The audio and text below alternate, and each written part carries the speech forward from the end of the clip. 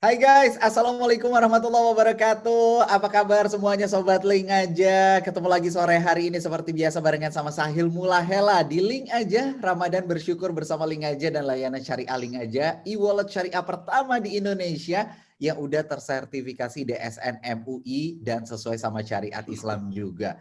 Seperti biasa dong, tiap sore kita ngobrol ngabuburit di sini barengan sama narasumber-narasumber yang wow, luar biasa banget. Dari kemarin tuh seru-seru banget kita obrolannya. Hari ini kita juga nggak mau kalah seru dong. Kita pengen ngobrol-ngobrol sama seorang pebisnis yang dia juga aktor film, sinetron, FTV, influencer, content creator YouTube. Gue capek kalau suruh nyebutin semua pekerjaannya karena banyak banget gitu kan ya. Semua disikat sama doi. Terus juga aktivitasnya juga banyak dan dia ini adalah seorang Ricky Harun. Nah, nanti kita pengen ngobrol-ngobrol sama Ricky Harun tentang mensyukuri tanggung jawab. Tapi sebelumnya, buat Sobat Link aja semua yang pada bergabung di sore hari ini, yang lagi pada ngabuburit gitu ya. Ngabuburit berfaedah, bisa dapetin berbagi berkah Ramadan dari Link aja, yaitu bisa mendapatkan saldo Link aja, totalnya senilai Rp300.000 untuk 3 orang pemenang. Caranya mah gampang, lu follow dulu Instagramnya @linkaja dan @layanansyariah_link_aja. Habis itu nanti lu share di kolom komen ya tentang apa sih tanggung jawab yang lu syukuri dalam hidup. Jangan lupa pakai hashtagnya lengkapnya Ramadan. Nah, hari ini kita udah kedatangan Ricky Harun. Assalamualaikum. Waalaikumsalam warahmatullahi wabarakatuh. Pak Bos, sehat Pak Bos? Alhamdulillah, gimana Pak? Pak Sahil gimana? Alhamdulillah. Lu lagi di Tadi kantor ya? iya nih lagi di kantor. Oke, ini tuh kantor lu yang apa sih? Kantornya Pecel Ayam Go. Jadi ada salah satu bisnis gue juga di bidang kuliner. Kita jual pecel ayam, bro. Tapi kayaknya kalau ngelihat di profil Instagram lu tuh kan, itu kan banyak banget kan. Bisnisan, itu bisnisan semua? Iya Pak, apalagi. Yang banyak bukan bisnisnya doang Pak. Apanya? Anaknya juga banyak. Wih, jadi banyak anak banyak bisnis ya? Karena banyak anak harus banyak bisnis gitu. Oh, oke. Tapi bro, lu tuh dulu sebenarnya kuliahnya apa sih? Gue S1, ambil S1. bisnis, manajemen. Oh, jadi emang karena S1-nya bisnis, makanya akhirnya lu fokusnya ke bisnis gitu ya, biar sesuai sama fokus kuliah lu gitu ya? Enggak juga gitu. Gue kuliah juga nggak selesai sih sebenarnya, tapi gue dapet S1 gitu. Oh gitu? Enggak lah. Enggak lah. Gimana caranya? Enggak, sebenarnya emang dari dulu pengen gitu berbisnis gitu kan.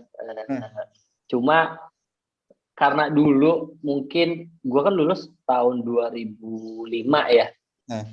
Angkatan 2005. Nah, pada saat itu yang lagi hitsnya itu manajemen berbisnis gitu. Kuliah lu apa? Mau ngambil apa? Bisnis, manajemen. Lagi ini itu gitu. Belum ada yang lu kemana ambil desain, lu mau apa yang lebih keren-keren kayak sekarang gitu. Kalau dulu semua rata-rata mungkin angkatan gua terus ke belakangnya pasti rata-rata ngambilnya manajemen atau bisnis sih Pak. Iya benar. Terus kan nggak tahu udah kuliah ngambil bisnis taunya syuting. Iya.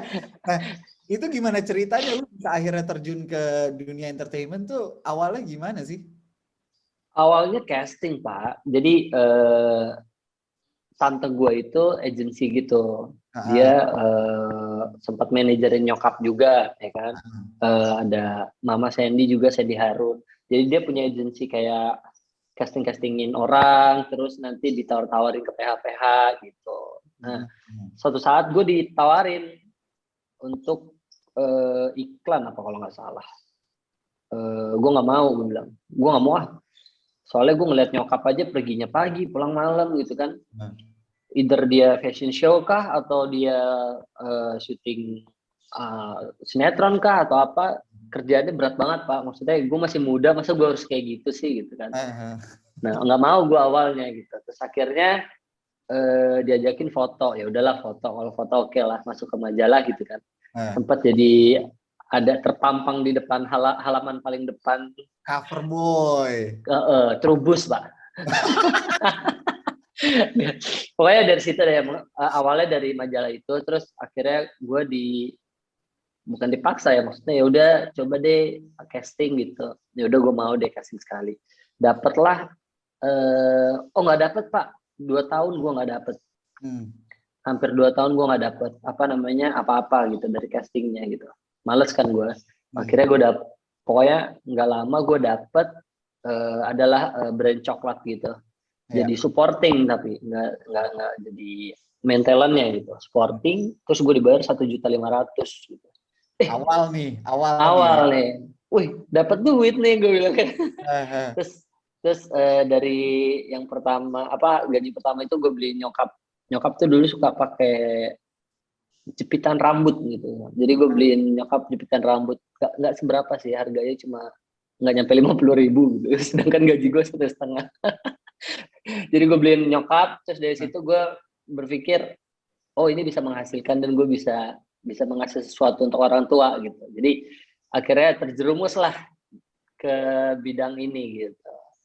Banyak kan yang bilang ini Kiki Harun nih gara-gara nyokapnya artis nih gampang banget masuk ke dalam dunia entertain. Enggak juga Pak, itu jadi payah casting tuh capek Pak. Iya makanya 2 tahun lagi lo ya nggak dapat apa-apa. Hampir 2 tahun sih, nggak 2 tahun banget. Tapi Dan gue juga nggak hopeless yang ya udahlah gitu. Enggak, gue maksudnya kok nggak dapat nggak gitu. Ya udah, emang gue nggak mau juga di sini. Tapi ternyata ya begini lah sekarang. Tapi begitu kena fulus semua jadi mulus gitu ya. Nah itu dia, emang mata langsung hijau gitu.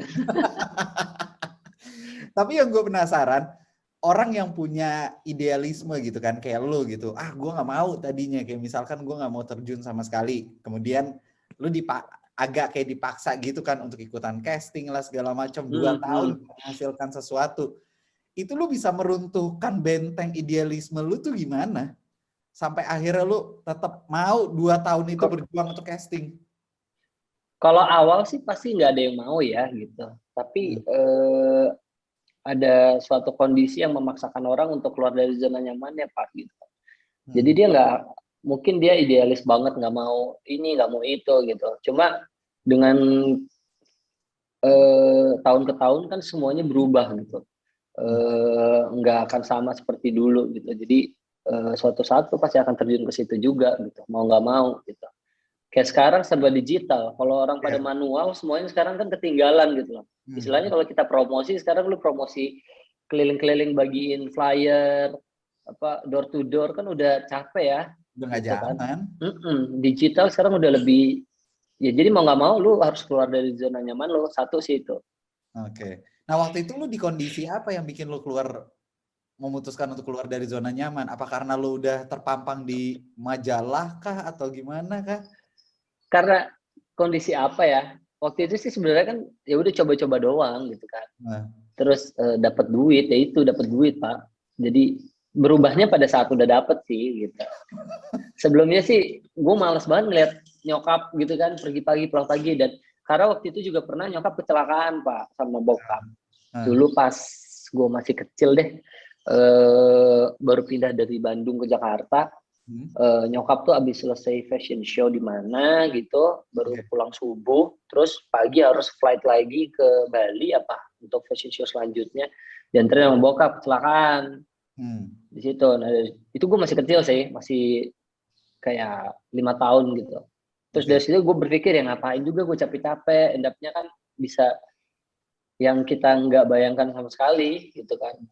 Capek, apa sih yang akan terjadi kalau kita capek gitu, sakit, nggak konsen gitu kan. Nah gue sempat males aja pas di situ. Oke. Tapi sebagai seorang anak artis gitu kan ya, terus lu terjun ke dunia yang sama juga nih kayak nyokap lu, itu lu ada pressure sendiri nggak sih? Kayak misalkan orang-orang tuh kayak melabeli, ini pasti ya kayak yang tadi lu bilang, ini gara-gara nyokapnya nih pasti gampang lah, itulah. Gue sih nggak ambil pusing Pak, gue orangnya nggak yang terlalu ada sesuatu yang membicarakan gue dan keluarga gue mah, udahlah itu cuma omongan orang aja gitu kan, mereka nggak tahu kitanya seperti apa kondisi dan cerita kita tuh seperti apa, mereka nggak tahu. Ya biarin lah, orang punya persepsi masing-masing, terserah gitu kan. Jadi lu gitu sih. bener-bener nggak ambil pusing sama sekali ya? Enggak, makanya gue dan keluarga gue kalau bisa dibilang kita itu minim dari apa namanya omongan-omongan yang jelek atau kita minim dari Pemberitaan. pemberitaan atau kejadian-kejadian yang memang banyak dialami sama artis-artis di Indonesia dan di luar negeri ya. Gitu. Jadi ya itu salah satu bukan strategi kita sih untuk tidak tidak memberitahukan apa namanya yang lebih dalam tentang keluarga kita gitu kan. Tapi ya kita memang nggak mau untuk mereka tahu gitu. Jadi terserah mereka ngomong apa ya udah. Yang tahu ceritanya kita. Kalau dilihat perjuangannya ada prosesnya juga, bukan lo terima jadi gitu aja kan? Iya, tapi kan capek Pak. Kalau misalkan satu orang, oh lu udah seru anak artis gampang gini-gini, masa gue harus ceritain lagi dari awal? Enggak bro, gue casting gini-gini. Besok ketemu lagi sama orang lagi, oh, lu anak artis ini, ntar gue ceritain lagi. Capek kan? Ya udah biarin aja, selalu ngomong apa. Jadi udah di tahap yang bodo amat, lu mau ngomong apa, mau nge-labelin gue juga gue bodo amat gitu kan ya. Iya, cuma kan ya kita bisa liatin dengan kerja kita seperti apa. Iya benar. Tapi ketika lu punya background sebagai seorang anak mahasiswa bisnis gitu kan, terus tiba-tiba lu malah terjun ke dunia entertainment tuh, apa yang lu rasain? Kayak lu nemu passion baru kah? Atau lu akhirnya jadi gimana gitu sama si kuliah lu itu? Kuliah gue sebenarnya gue nggak terlalu penting sama kuliah gitu semenjak gue masuk ke dunia entertain kan, karena di pikiran gue dapet duit gitu dan nyokap gue itu bilang ke gue kamu itu boleh bebas setelah 17 tahun gitu. Jadi selama sampai 17 tahun gue di rumah aja udah ngendok di rumah diem, teman-teman suruh datang apa segala macam nggak main. Setelah 17 gue baru main keluar. Dan di saat-saat kuliah itu kan ya pasti umur 18, 19 gitu kan. Nah, apalagi udah dapat duit sendiri gitu. Langsung lah terbayang sama gue setelah 17 tahun gue boleh bebas gitu. Jadi gue sangat amat bebas sekali. Jadi gue tidak minta duit lagi. Terus gue dapat duit sendiri, gue habisin duitnya. Gitu-gitu aja terus dapat duit habis gitu. Tapi berjalannya waktu alhamdulillah gue mendapatkan hidayah ya, maksudnya mendapatkan pola pikir yang baru lagi gitu. Gue nggak bisa terus-terusan ngabisin duit gini kan, nggak ada duit mau minta sama orang tua juga nggak enak gitu kan. Jadinya apa yang udah gue pelajarin di kuliah gue masukin ke dalam kehidupan gue yang sekarang gitu. Jadi gue harus menabung, gimana caranya gue bisa menghidupkan keluarga gue, dan apa sih gunanya gue di dunia entertain adalah gue cari modal buat gue berbisnis dan nanti mengembangkan uang gue nanti gitu. Oke, jadi cara lu untuk mensyukuri tanggung jawab lu saat ini adalah dengan ya lu bekerja sebagai entertainer gitu, tapi lu mengembangkan bisnis juga di belakangnya gitu ya? Iya, karena kan itu ngumpulin modalnya lah.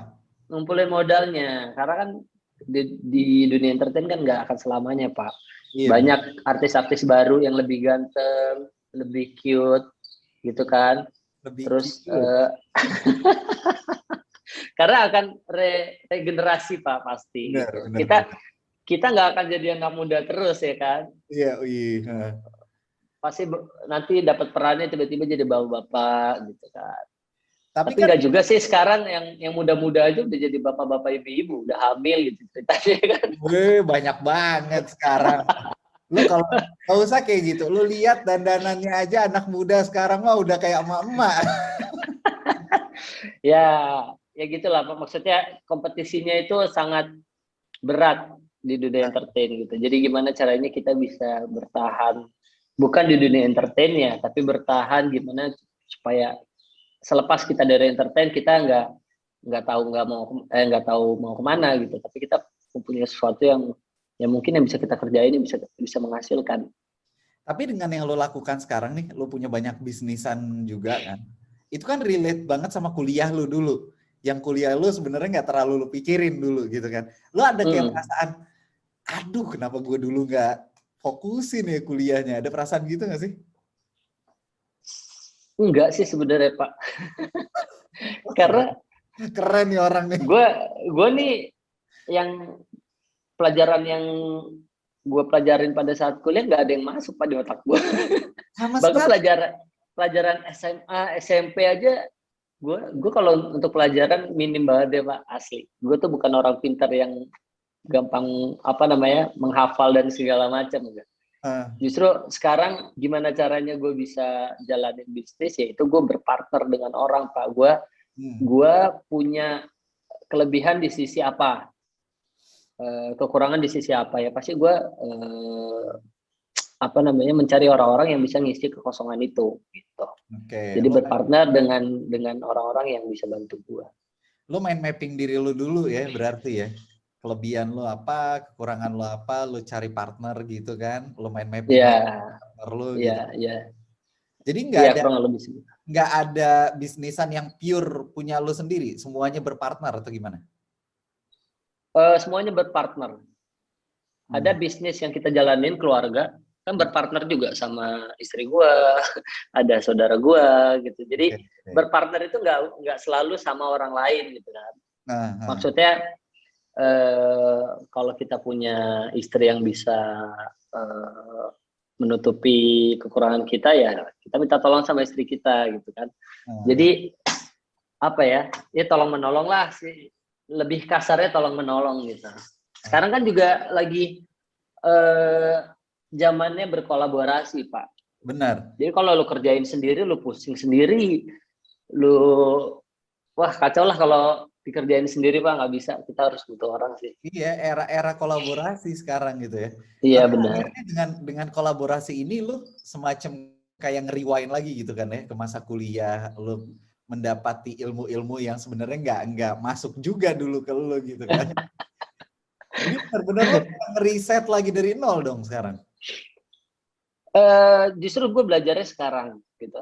Jadi banyak teman-teman gue atau partner gue yang memang ngasih masukan banget gitu ke gue gitu kan. Jadi nggak hanya dia ngerjain pekerjaannya dia, tapi gue tuh belajar masuk langsung ke apa yang dikerjain gitu. Jadi gue tahu apa yang dikerjain, gimana caranya. Jadi alhamdulillah gue dapat masukan dari segala macam profesi. Jadi gue tahu nih sekarang nih yang kayak gini harus gimana, ini harus gimana, ini harus gimana. Sekarang gue alhamdulillah kurang lebih mengerti lah tentang itu. Oke. Dengan banyaknya bisnis berarti juga kan mungkin akan ada banyak tagihan-tagihan dan segala macamnya gitu kan. Nah, ini buat Sobat Link aja juga yang lagi pada nonton sore hari ini ya. Kalau mau bisnisannya lancar, tagihan-tagihan yang ada di rumah juga lancar, semuanya nggak ada yang telat-telat. Jangan lupa dibayar. Bayarnya pakai aja, semuanya bisa dibayar tanpa harus keluar rumah. Karena sekarang tuh semuanya kita dipermudah gitu kan ya. Kalau tadi Ricky Harun bilang nih, kita dipermudah dengan cara kita bisa berkolaborasi sama orang. Kalau kita sendiri pening gitu kan, pala kan. Sekarang kita eranya kolaborasi. Nah, sekarang kita berkolaborasi juga nih barengan sama Link aja dan layanan Syariah Link aja. Kita bisa bayar-bayar semuanya. Tagihan lah, terus mau bayar apapun, pokoknya kita bisa lakukan di situ. Tapi ketika lo terjun lagi ke bisnis nih, orang kan kalau mau bisnis, pertama kali yang ditakutin tuh adalah gagal. Itu mindset umum orang-orang. Aduh, gue takut gagal nih. Nah, lu sempat punya mindset itu nggak? Punya lah Pak, pasti.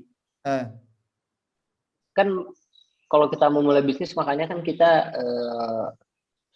banyak tahap yang dipikirin. Konsepnya apa, terus lawan kita tuh apa, gimana caranya kita bisa beda dari yang lain. Kalau masalah gagal dan enggak, ya itu kan masalah belakangan. Gimana caranya kita bisa menerimanya aja kalau gagal gitu kan. Ya udah, kita bersyukur aja kan. Ya udah, gagal ini pelajaran kita untuk bisa lebih baik lagi gitu. Justru dari gagal kita bisa belajar lagi apa kekurangan kita, kesalahan kita perbaiki gitu. Kalau mungkin bisa dibilang gagal sekali, kita nyoba 2 kali, 3 kali, 4 kali, emang gagal mulu ya, sampai 10 kali. Mungkin yang ke-11 kita udah bisa berhasil karena kita tahu kesalahan kita semuanya apa gitu. Jadi setelah berapa kali percobaan, ada sempat beberapa kali gagal loh waktu itu? Aduh, Mau dihitungin, Pak. Loh, ini biar yang pada nonton tuh tahu. Jadi Ricky Harun tuh nggak tiba-tiba sukses loh. Ricky Harun ini ada perjuangannya. Ya, satu ya, kita tarik ke belakang casting tuh kan 1,5 tahun. Lu bayangin lu casting kan banyak banget deh. Ya, casting sini, casting situ, casting sini, casting situ. Itu aja udah ngabisin ongkos lumayan ya untuk hitung bensin lah. Jangan ngomongin bisnis dulu deh. Ngomongin itu dulu deh. Bensin lah, apa segala macam, makan 1,5 tahun lu nggak ada pemasukan. Istilahnya kan begitu, Pak. Walaupun pada saat itu gue masih dikasih uang sama orang tua gue gitu kan. Istilahnya seperti itu gitu. Ya, apa sih ada sesuatu yang indah di ujungnya. Di ujungnya gue akhirnya dapet gitu. Nah, bisnis ada Moya Poya, bisnis gue sama Fiza itu clothingan. Kita habis banyak di awal deh Pak, kita jor-joran karena kita nggak tahu nih bikin brand nih manajemennya harus seperti apa gitu. Karena yang gue tahu cuma bikin baju, kita promosi gitu. Tapi gue nggak memikirkan gimana cash flow-nya, gimana caranya duitnya itu berputar gitu. Alhamdulillah balik modal doang. Tapi alhamdulillah balik modal. Nggak pakai doang. Kayaknya sih enggak ya Pak. Gue nggak ngitung gitu. Itu yang salah dari gue. Gue nggak ngitung gitu. Karena ya lagi euforianya gue punya brand. Gue punya brand berdua sama istri gue. Penjualannya memang bagus di awal. Bagus. Sampai balik modal. Setelahnya ya nggak ada untungnya gitu. Jadi ya itu termasuk kegagalan gitu kan. Karena nggak ada untungnya. Gimana caranya. Nah sekarang brandnya lagi di apa istilahnya kalau di hold dulu deh, tapi masih ada. Ntar kita akan ada lagi dengan segala sesuatu yang lebih baik lagi. Yang sekarang jadi hashtag lu itu kan setelan. Bukan. Jadi gua sama Fiza itu Moya Poya. Gua Poya, Fiza tuh Moya gitu. Jadi kita punya brand Moya Poya. Nah kalau setelan Moya Poya itu kita cuma OOTD apa ya? Ya, gitulah gitu. Itu salah satu strategi kita juga sih Pak sebenarnya. Strategi mendatangkan benih-benih pekerjaan. Iya. Pancingan lah ya, pancingan ya. Mancing Pak. Iya. Iya, benar. Jadi memang segala sesuatunya itu. Tapi setelah kegagalan yang lo alami nih, ibaratnya walaupun itu balik modal, tapi kan lo menganggap itu gagal kan, karena nggak mendatangkan untung. Apa yang lo lakukan setelah itu? Kayak lo melakukan riset ulang kah, atau lo belajar lagi kah, atau lo justru beralih ke brand-brand yang lain? Nah, ini yang gue lakuin Pak. Gue coba berkolaborasi sama teman-teman. Ada beberapa brand yang memang bukan punya gue, tapi gue berkolaborasi sama mereka. Terus gue juga cari teman-teman untuk bikin bisnis baru gitu kayak pecel ayam gue sekarang. Terus kalau yang Kirun Makaron itu gue berkolaborasi sama ada Kang Dewa. Terus ada beberapa yang lain gitu. Jadi Moya Poya kenapa gue hold dulu? Karena gue mau belajar Pak. Gimana caranya gue bisa ngegedein brand ini dengan matang, dengan marketing yang bagus, dengan manajemennya yang bagus gitu. Jadi sekarang lagi tahap gue belajar.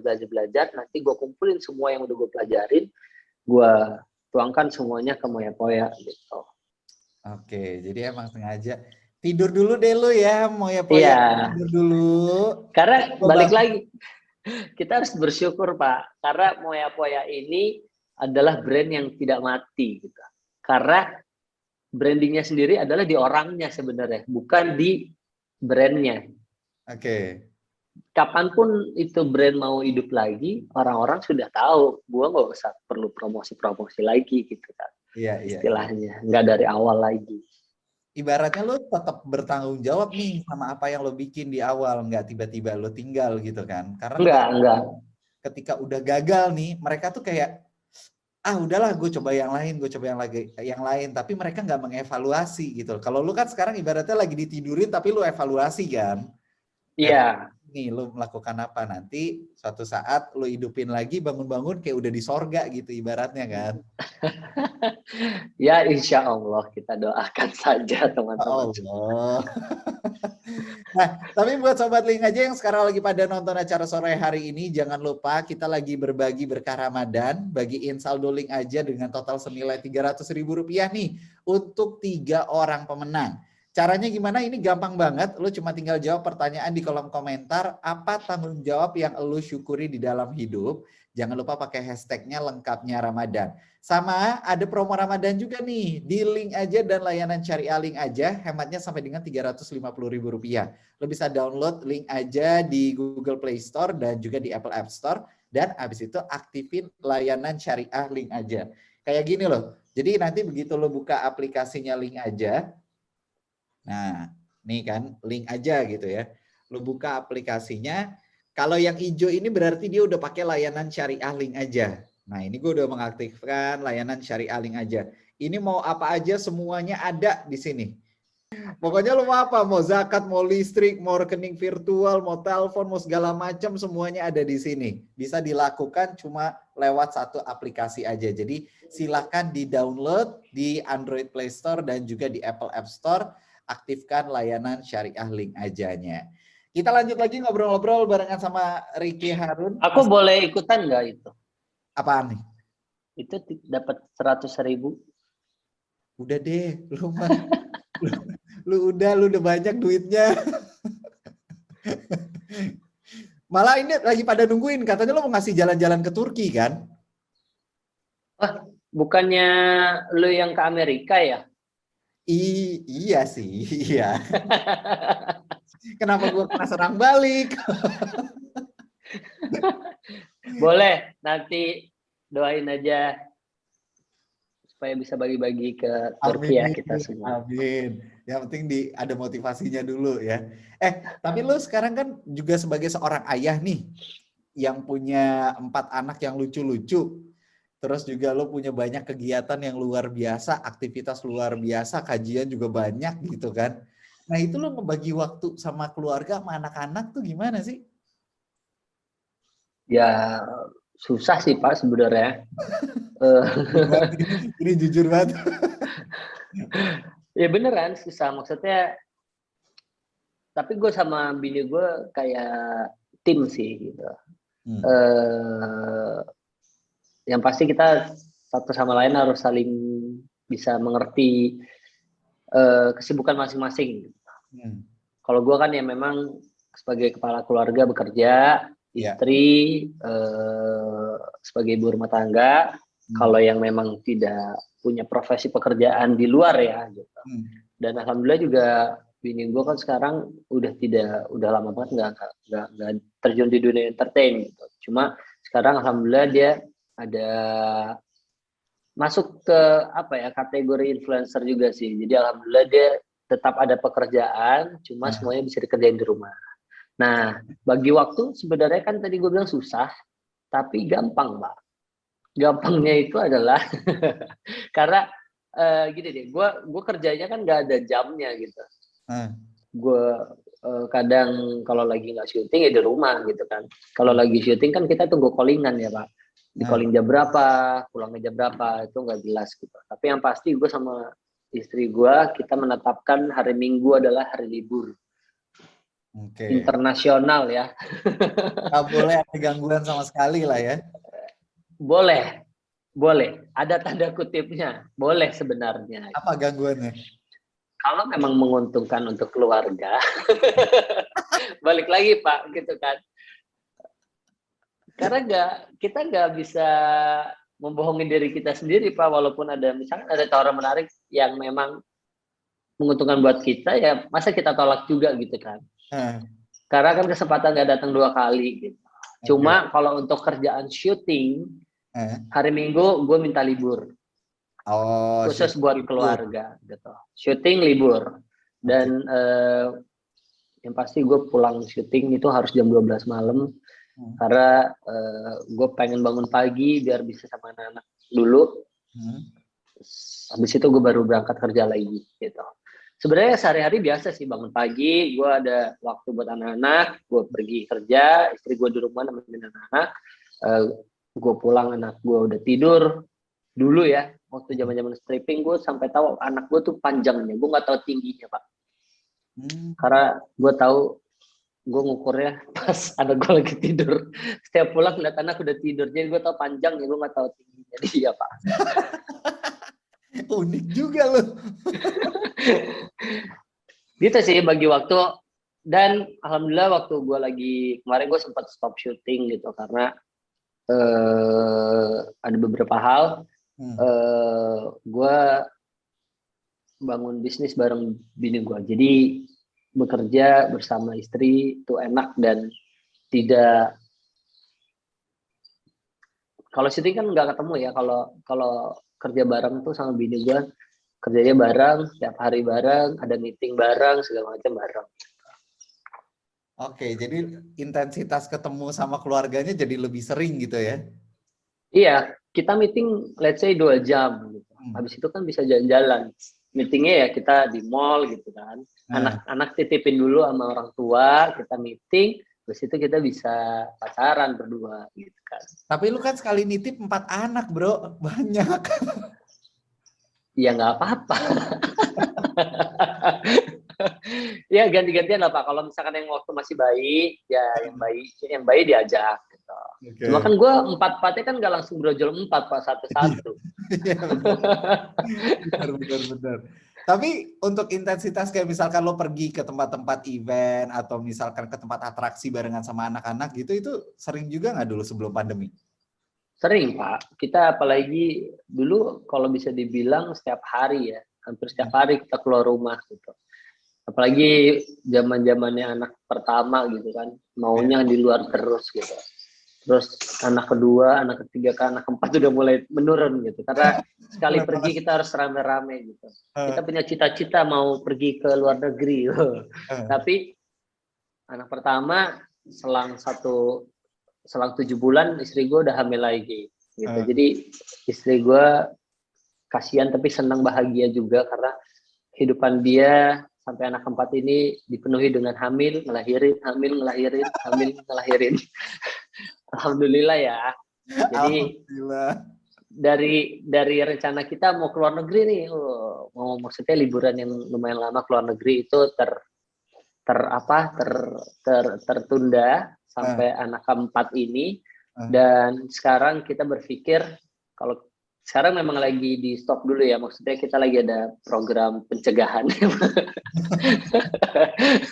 Jadi sekarang berpikir kalau mau keluar negeri kita aja udah berenam, belum untuk yang ngejagainnya lagi, misalkan bokap nyokap atau kita ajak siapa aja udah berdelapan ya, jadi tiketnya mahal ya Pak. Iya, berasa banget loh.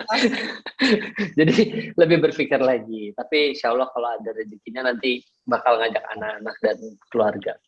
Oke. Nah, tapi ini buat Sobat Link aja juga yang lagi pada nonton ya, kalau misalkan kita sekarang mau ke event ataupun ke atraksi gitu, selain buat ngasah skill-skill baru, fitur event dan atraksi, ada juga nih di aplikasi Link aja. Ini bisa buat kita beli tiketnya itu jadi jauh lebih gampang lagi. Mau tamasya sama keluarga juga semuanya ada, bisa dilakukan di Link aja dan layanan syariah Link aja. Jadi kalau Ricky Harun tadi dulunya sering jalan-jalan sama keluarga gitu kan ya ke tempat-tempat atraksi, sekarang kalau mau beli tiketnya mah udah makin gampang lagi gitu kan ya. Jadi sekarang kalau sekarang udah aman ya Pak ya, insya Allah ya kayaknya ya tempat-tempat seperti itu. Aman, pada menerapkan protokol kesehatan kan, tapi kan pasti ya udah mulai rame lah. Kayak gue beberapa waktu yang lalu juga ke Dufan juga mereka menerapkan protokol kesehatan juga gitu kan. Jadi memang ya tergantung, balik lagi ke orang masing-masing sih pada mau jalan. Gue kalau ke Dufan nggak main Pak. Kenapa? Gue jadi wahananya.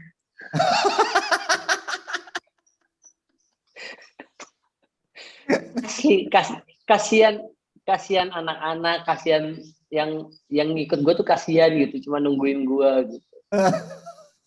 Sebenarnya, jadi gue pernah ya ke Dufan, pakai masker gitu kan, segala macam. Lagi jalan terus kita beli kayak ada gorengan-gorengan gitu lah. Beli, pas mau makan buka masker, Kak foto dong. Iya pasti. Susah. Akhirnya lu nggak jadi naik mainan, malah lu ini ya ngelayanin orang foto-foto ya. Iya, harusnya di depan harusnya ada cap buat foto gue ya. Sekalian. Kalau sekarang gue sama anak-anak, waktu itu sih gue pernah ajak anak-anak ke Dufan gitu. Cuma karena sekarang masih ada yang bayi kan, jadi belum sempat keluar lagi. Oke. Nah, tapi dari sekian banyak bisnis lo yang sekarang lo jalan ini, kalau lo sendiri yang paling lo fokus nih yang mana? Semuanya sih Pak, tapi lebih fokusnya ke yang pecel ayam ini. Yang pecel ayam ini. Kita baru mau buat program-program baru sih. Oke. Lagi mau banyak promo lah ya berarti ya.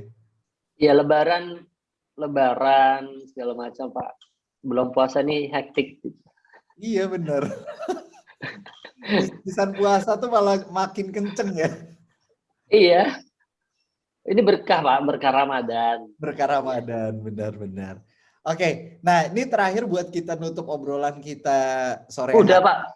Udah ngobrolnya. Jadi bukbernya kapan Pak bukber?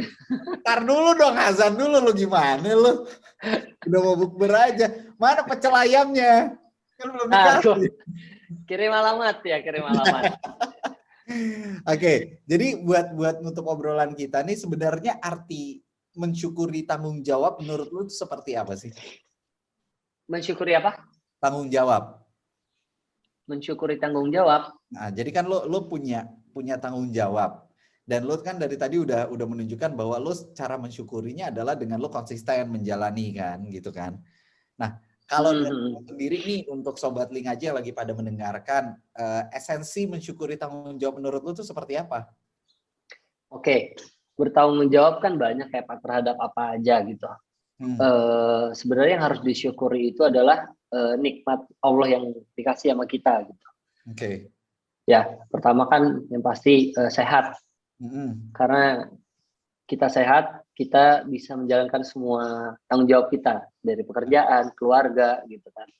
Terus yang harus disyukuri lagi itu adalah apa yang udah diberikan gitu. Tadi kan nikmat sehat, nah yang diberikan adalah pekerjaan, keluarga gitu.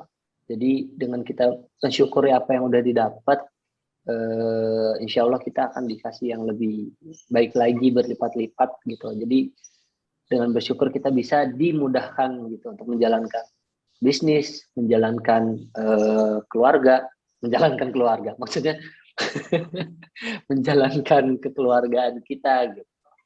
Banyak sih Pak sebenarnya esensi dari bersyukur gitu. Yang pasti jangan sampai kita dikasih sesuatu yang buruk dulu baru kita bisa bersyukur gitu. Lebih baik kita bersyukur di awal supaya kita nggak dikasih sesuatu yang buruk. Setuju. Ini banyak banget obrolan yang bisa kita ambil manfaatnya dari Ricky Harun ya. Ada banyak banget pelajaran yang bisa kita ambil. Tapi buat Sobat Link aja yang udah pada ikutan kuisnya tadi dan pengen tahu siapa sih pemenangnya gitu kan ya. Kita akan umumin hari ini di Instagram story-nya @linkaja. Jadi silahkan langsung di follow dan dilihat di sana. Siapa tahu kamu yang jadi pemenangnya kan. Sama jangan lupa stay tune terus di Instagram @linkaja dan @layanan_syariah_linkaja karena kita bakalan live lagi nih setiap harinya selama bulan Ramadan dan akan selalu berbagi berkah Ramadan. Saldo Link aja Rp300.000 untuk 3 orang pemenang. Nah, besok kita juga akan ditemenin sama pembicara-pembicara yang inspiratif juga. Siapakah dia? Tungguin cuma di Link aja dan @layanan_syariah_linkaja. Sekali lagi terima kasih Ricky Harun ngobrol-ngobrolnya. Sama-sama Pak. Luar biasa banyak ilmu yang bisa diambil. Semoga puasanya lancar, keluarganya sehat semua, rezekinya berkah dan sampai ketemu ya Bro. Siap, thank you Pak. Sehat-sehat juga. Salam buat semuanya ya. Siap, Sobat Link aja berarti kita ketemu lagi besok sore. See you. Wassalamualaikum warahmatullahi wabarakatuh. Waalaikumsalam warahmatullahi wabarakatuh.